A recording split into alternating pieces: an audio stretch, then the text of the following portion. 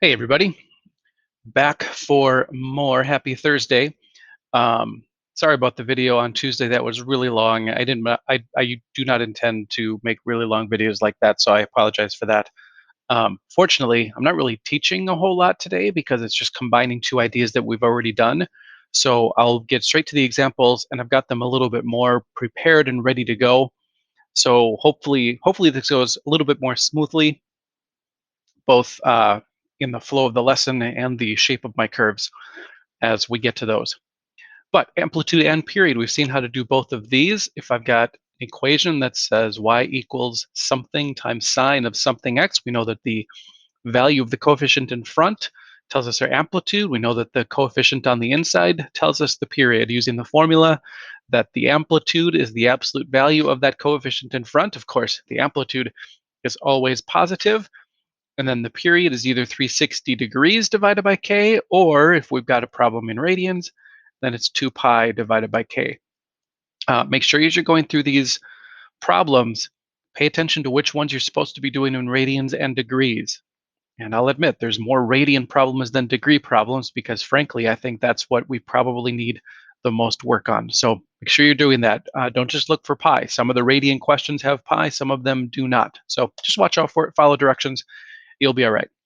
So first thing I want to do is, if I want a curve that has an amplitude of 12.34 and a period of 1.2, and I want to make it a cosine curve, I know my answer is going to be something times cosine of something x or something theta. I think I'm going to use a theta on this one.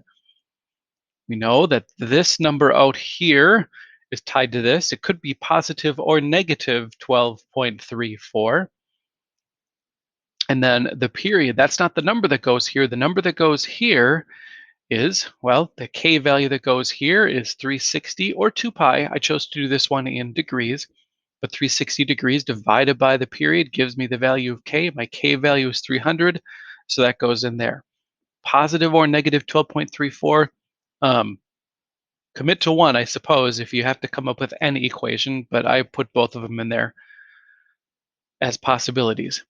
And then the graph, or I suppose the information we have here, is that the amplitude is 12.34. The period we've already told was 1.2.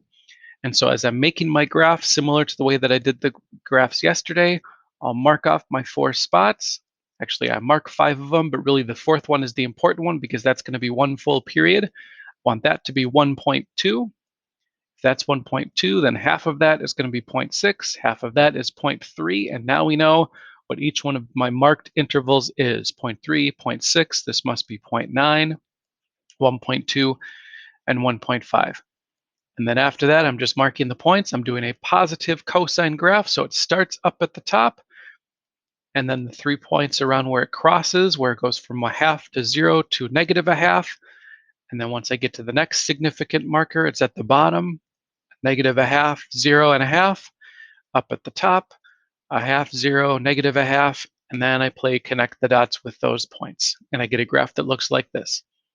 So even though that looks the same as a different graph, we're only going from 0 to 1.2. One period of this graph happens between 0 and 1.2. My amplitude tells me how high and how low, and I'm just changing the way I've got this graph labeled to see what this thing looks like.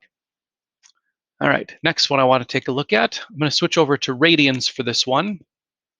But whether we're in radians or degrees, the amplitude is just the absolute value of this number that's out in front. And then the period of the graph is 2 pi divided by the k value. In this case, the k value is 5, so the period is 2 pi divided by 5. There we go. That's all the information we need. Amplitude of 2 means we'll go up to positive 2, we'll go down to negative 2. And then as I'm making my marks on the graph, the period of my graph is 2 pi over 5, which means on my graph, counting 1, 2, 3, 4 intervals, that 2 pi over 5, I want to get through one full cycle by the time I get to 2 pi over 5. And so remember the crash course in fractions from, I think it was Tuesday's lesson. Half of 2 pi over 5 is 1 pi over 5. And then half of pi over 5 is pi over 10. Pi over 10 is 1/2 as big as pi over 5. So my significant intervals, I'm counting off by pi over 10. There's 1 pi over 10, 2 pi over 10, 3 pi over 10, which does not reduce. Oops, over 10, 4 pi over 10, and 5 pi over 10, which reduces to pi over 2. And so there we go. I've got another positive cosine graph. So from the top, and then the significant points around the places that I've got labeled, and I get a graph that looks something like that. And then one more for us to work on today. Let's switch over to a sine graph. Let's stick with a radian measure for this one. I've got a -5, but that doesn't matter for the amplitude. The amplitude is the absolute value of that coefficient. And then here I've got pi x over 4. Well, I'm going to think of that as pi over 4 times x. So when I find the period, I do the period is 2 pi divided by that coefficient, that pi over 4. Dividing by pi over the 4 is the same as multiplying by 4 over pi. And so I get a period of 8. We see that sometimes when we do problems in radians, we got a period that's in terms of pi. Sometimes when I do a problem in radians, we get a period that is not in terms of pi. And we've got to be ready to do both of those. Fortunately, with the period of 8, this part of it is going to be pretty easy. 4 of my significant marks puts me at 8. Half of 8 is 4, half of 4 is 2. We're counting by 2s, 2, 4, 6, 8, and 10. And then all I have left to figure out is the general shape. I've got a negative sine curve, so it's going to start at 0, but instead of increasing, it's going to be decreasing. So it'll cross a half, negative a half, then -1, and then around that significant spot, we'll have the -1/2, 0, and a half, up to the top, a half, 0, and -1/2, and down to the bottom, and then finally a simple game of connect the dots to bridge the gap between all of those different significant points.